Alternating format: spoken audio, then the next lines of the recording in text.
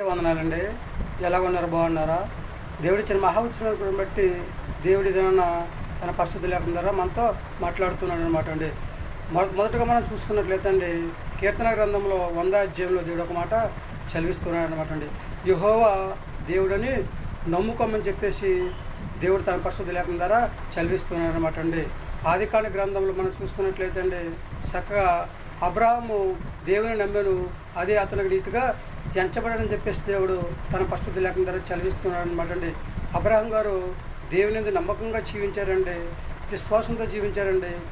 బిరుగలిగి గురిగలిగి ఓర్పు కలిగి పొడతలు కలిగి చక్కగా దేవుని మాట విని ఆయన మాట ప్రకారం నడుచుకుని ఆయనకు అంగీకారంగా జీవించి ఆయన నామంలో ప్రార్థన చేసుకుని చక్కగా దేవుని మాటకే లోబడ్డాడండి.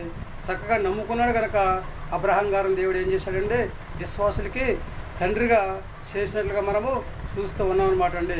అలాగే దేవుడిచ్చిన మహా ఉత్సవాన్ని బట్టి నిర్గమకాండంలో మనం చూసుకున్నట్లయితే అండి, మోషే గారు కూడా దేవుని మాట విన్నారు కనుక దేవునికి అంగీకారంగా జీవించారు కనుక మోషే గారిని దేవుడు ఏమన్నాడండి, నా ఇల్లంతటిలో నమ్మకమైన వాడు అని చెప్పేసి మోషే గారితో దేవుడు చెప్పినట్లుగా మనము చూస్తూ ఉన్నాం అనమాట అండి. అంటే మోషే గారిని దేవుడు ఏమన్నాడండి, నా ఇల్లంతటిలో నమ్మకమైన వాడు కానీ చెప్పేసి మోషే గారిని దీవించినట్లుగా మనము చూస్తూ ఉన్నాం అనమాట అండి. అబ్రహామును ఆశీర్వదించిన దేవుడు అలాగే మోషేను ఆశీర్వదించి చక్కగా దీవించిన దేవుడు. అదేవిధంగా దావీదు గారి దగ్గరికి వెళ్ళినట్లయితే దావీదు గారిని ఏమన్నాడంటే, దావీదు గారు కూడా దేవుని నమ్మకం కలిగి జీవించారు కనుక నా హృదయానుసరుడు అని చెప్పేసి దావీదు గారితో చెప్పినట్లుగా మనము చూస్తూ ఉన్నాము అంటుంది. ఇలాగ 1 by 1 ఒక్కొక్కరిని కూడా దేవుడు ఒక్కొక్క రకంగా దేవుడు ఆశీర్వదించి దీవించి అభివృద్ధి చేసినట్లుగా మనము చూస్తూ ఉన్నాం అనమాట అండి. మనము కూడా దేవుడు నమ్ముకున్నట్లయితే అండి, ఆపత్కాలంలో దేవుడు సహాయం చేస్తూ ఉంటాడు అనమాట అండి.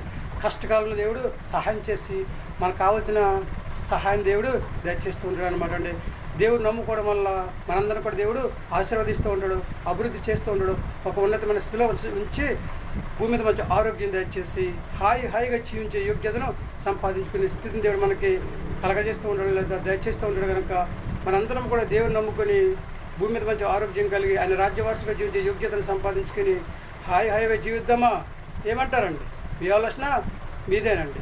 100% కూడా మన దేవుని నమ్ముకుందామండి, దేవుని మాట విందాం, ఆయన మాట ప్రకారం నడుచుకుందాం, దేవుని యొక్క ఆశీర్వాదాన్ని సంపాదించుకొని భూమి మీద హాయిగా జీవించే యోగ్యతను కలిగి ఉందామా? మరి నమ్ముకుందామా? దేవుణ్ణి విందామా? దేవుని మాట అయితే చిన్న ప్రార్థన చేద్దాం. తల్ల వంచండి. మహాపరిశుద్ధైన పరలోకపు తండ్రి, నీ ఘనమైన పదం లెక్కలేని స్తుతిస్తూ బిడ్డలందరూ కూడా దీవించండి, ఆశీర్వదించండి ప్రభా.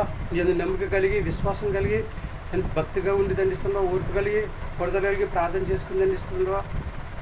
నువ్వు చేసే సహాయం తండ్రివా, అనుభవించే యోగ్యతను ప్రభావ దయచేయండి దండిస్తుండవా.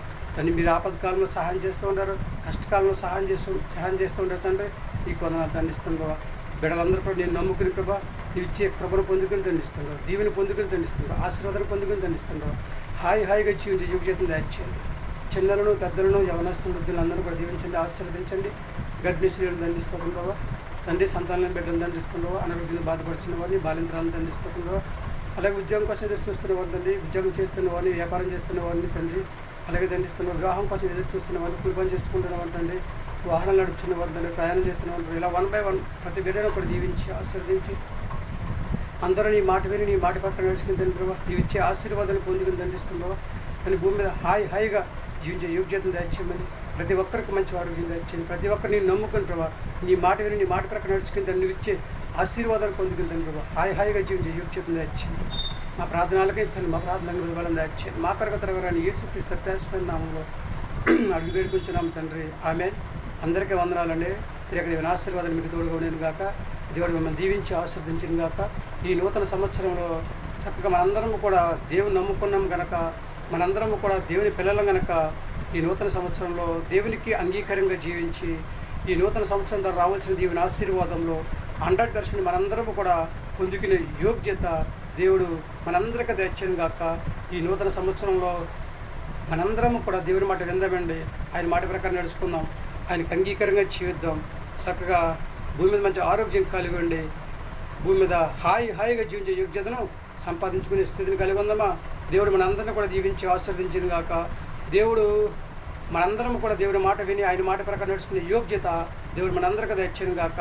మరొకసారి దేవుడు మనకు కలిగి ఉన్న సమస్తాన్ని కూడా దీవించి ఆశీర్వదించను గాక. ఆమె ఏమంటారండి? వింటారా దేవుని మాట? నమ్ముకుంటారా దేవుని? ఏమంటారు?